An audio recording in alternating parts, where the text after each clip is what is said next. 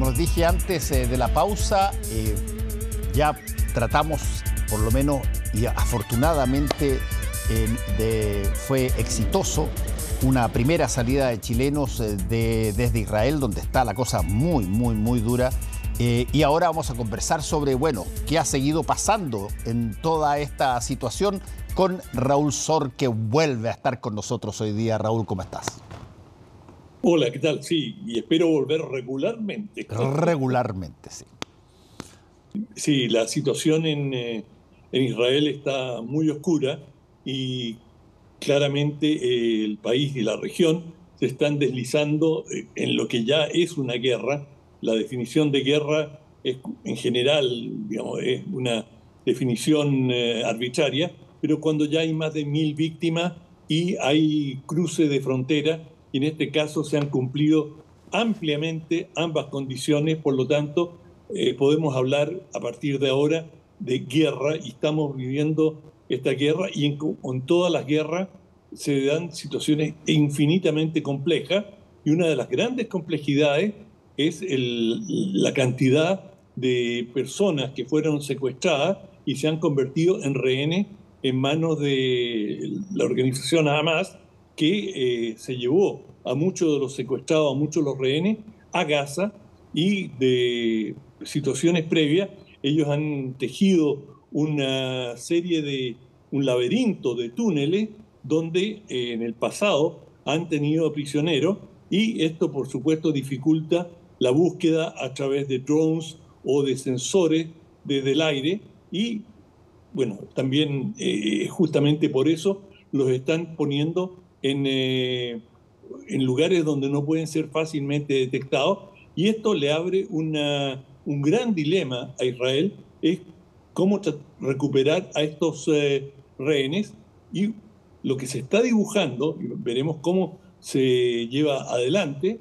Bueno, Israel podría, y de hecho es lo que ha amenazado, tomar como rehén al conjunto de la Franja de Gaza, es decir, cortarle la luz, la electricidad, cosa que lo han amenazado, el gas, impedir el paso de alimentos, de medicamentos, y tomar como rehén a toda la Franja de Gaza, a esos 2.300.000 personas, y plantearle un ultimato. Esto no se levanta a menos que usted se esfuerce a Hamas a devolver a los rehenes y que los rehenes vuelvan con vida y sin sufrir mayores daños. Bueno, el daño psicológico que han sufrido ya es inmenso, pero al menos devolverlo a su familia, a sus seres queridos.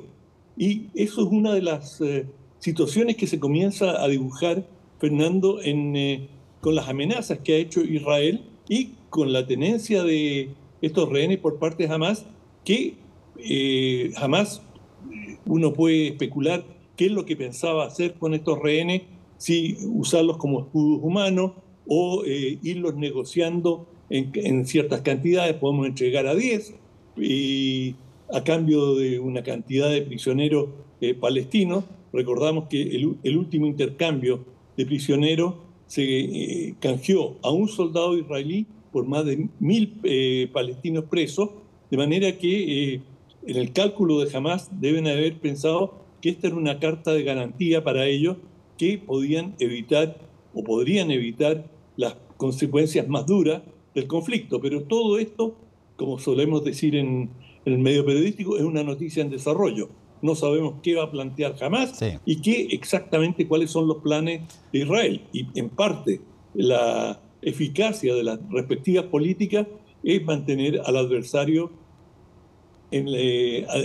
tratando de adivinar cuáles son las intenciones o cuál va a ser la próxima movida de su contrincante.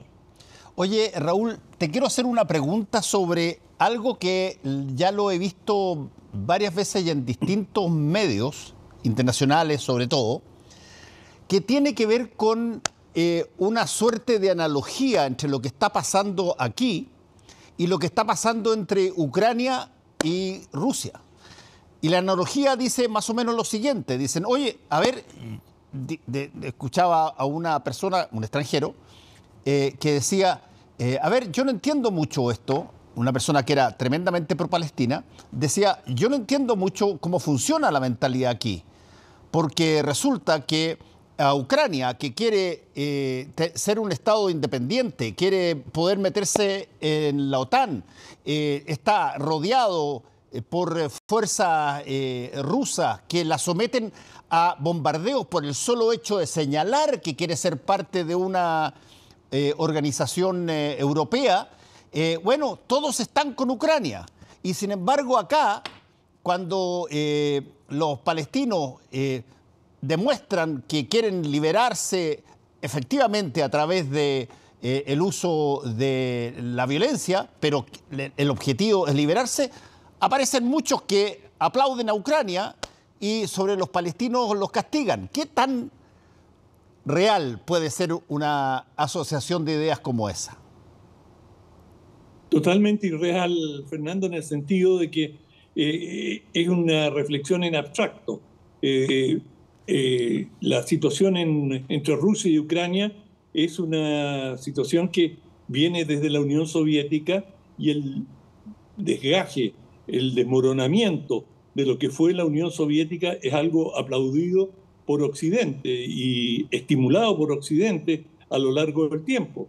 Por lo tanto, hay verdadero entusiasmo en contar con Ucrania, primero como miembro de la Unión Europea y después probablemente incorporarla a la OTAN. Y eso es un golpe a un país, a Rusia, que es un enemigo tradicional de Occidente, aunque ya la Rusia actual no tiene nada que ver con la Unión Soviética, no es un país comunista, sino todo lo contrario, pero las viejas rivalidades geopolíticas siguen vigentes. Y en Occidente, en Europa Occidental, en Estados Unidos, se sigue viendo a Rusia como un enemigo antagónico, y que la situación de Ucrania, que también hasta cierto punto fue estimulada por Occidente, es decir, el desgaje y el antagonismo que surgió entre Ucrania y Rusia, fue alimentado, y hay evidencia de eso, por Occidente.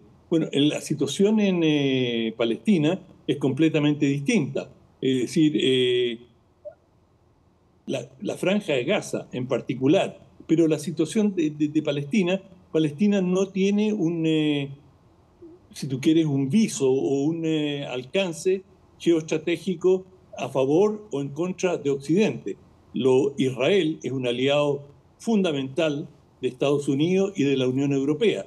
Y en ese sentido, casi tienen una reacción automática en defensa de Israel, y así ha sido en todo a lo largo de la historia de la existencia del Estado de Israel. Pero Israel es vista como un bastión occidental en una región inestable y a veces adversaria durante mucho tiempo. Egipto, especialmente después de la crisis de Suez, fue visto como un país hostil a Occidente, después que nacionalizaron el canal de Suez, y bueno, ni hablar de Libia y también de Siria, y así sucesivamente. E Israel ha sido, digamos, una pieza central en mantener la hegemonía occidental en la región. Por lo tanto, la simpatía hacia Israel es absolutamente natural. Israel es vista por los europeos y Estados Unidos como un aliado directo. Y bueno, eso, además, demostración que el portaaviones Gerald Ford está navegando en el Mediterráneo, y el presidente Biden le ha dicho a Israel: cuenten con lo que necesitan. Si necesitan aviones, se los vamos a poner a vuestra disposición. Si les falta municiones, en fin, cuenten con nosotros para lo que requieran. Y esto, digamos, no es nada nuevo. Israel recibe una cantidad muy sustantiva de ayuda militar, y muchos de los desarrollos militares que ha realizado Israel los ha realizado con ayuda financiera de Estados Unidos y otros países. Sí, no, yo eso lo entiendo bien. Sí, básicamente yo me refería a cuando las personas señalaban, oye, por ejemplo, no se puede, los palestinos no pueden levantarse en armas contra Israel, y sin embargo creen que Ucrania sí puede levantarse en armas contra Rusia. Las diferencias tú las explicaste muy bien, pero lo que es inevitable también es que este tipo de conflictos que pueden tener distintas lógicas, al final, después de ver televisión durante harto rato, las personas empiezan a decir, oye, ¿cuál es la posibilidad de que, bueno, esto escale? Y que de repente China diga, oye, si resulta que uno puede invadir a otro, como lo hizo Rusia con Ucrania, o para prever que Shanghái eventualmente sea una plataforma anti-China para las cosas que vengan, se produce una misma situación.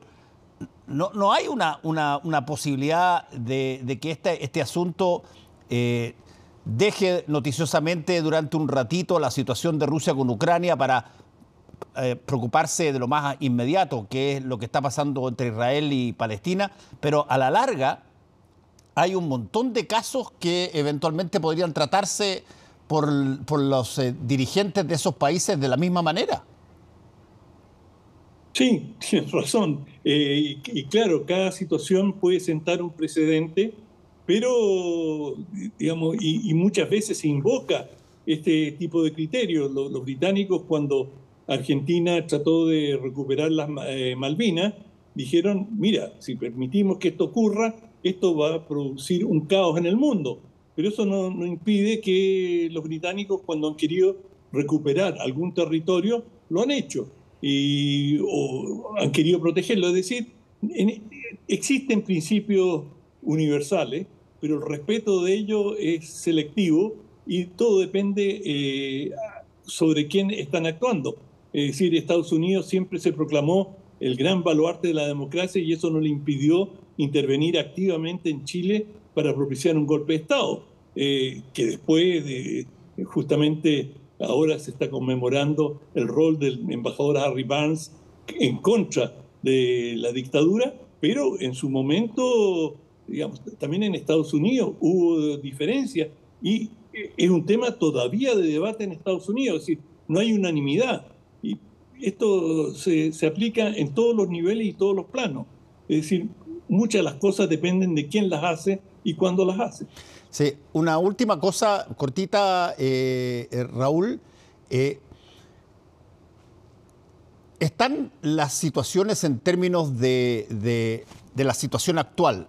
A pesar de ya hay gente que está saliendo, como lo hemos visto con los chilenos que están siendo traídos de vuelta, pero la situación en términos bélicos está en lo que tú podrías llamar una guerra en cierne, o esto funciona sobre la base, esto funciona sobre la base, por ejemplo, de atentados de los palestinos y represalia o respuesta de Israel. No hay posibilidad de que esto genere, no sé, te digo, batallas. Sí, seguramente y van a haber batallas, porque si Israel ingresa a la Franja de Gaza, por supuesto que se va a encontrar con los efectivos de Hamas y se van a librar batallas. Yo me imagino que Hamas se ha preparado para eso y que tiene, al igual que lo hizo Hezbollah en el sur del Líbano, ha tejido una enorme red de túneles que ya se había observado en la última intervención del ejército israelí en Gaza, y esto se va a reproducir y probablemente vamos a ver un conflicto muy sangriento en que para los israelíes también va a ser complejo entrar a una superficie relativamente tan pequeña, tan densamente poblada y donde es muy difícil discriminar entre zonas civiles y donde están operando los efectivos de Hamas, porque precisamente Hamas se va a refugiar o se va a replegar a las zonas más densamente pobladas precisamente para impedir que opere la superioridad militar aérea que Israel tiene sobre ellos. Por lo tanto, lo que se vislumbra es una situación tremendamente sangrienta y muy compleja. Y también los israelíes tienen conciencia de que el tiempo, el reloj va en contra de ellos. Y esto les ha pasado en todos los conflictos. Inicialmente cuando han sido víctimas de una agresión y responden, hay simpatía. Como hoy día hay mucha gente que ve con horror los crímenes que cometió Hamás en territorio israelí y el asesinato de civiles desarmados, de niños. Es decir, es realmente conmovedor ver lo que ha ocurrido allí. Pero a la vez, a medida que pasa el tiempo y se comiencen a ver imágenes comparables al interior de Gaza, la opinión pública comienza a modificarse y las presiones internacionales, porque se llegue a un cese al fuego, van a ir creciendo y ya sabemos que se están haciendo gestiones para justamente lograr o empezar a dibujar un cese al fuego. Bueno, vamos a tener que seguir conversando de esto, parece harto rato, Raúl. Que te vaya muy bien. Me temo que sí, viejo. Que te vaya bien. Hacemos una pausa y volvemos.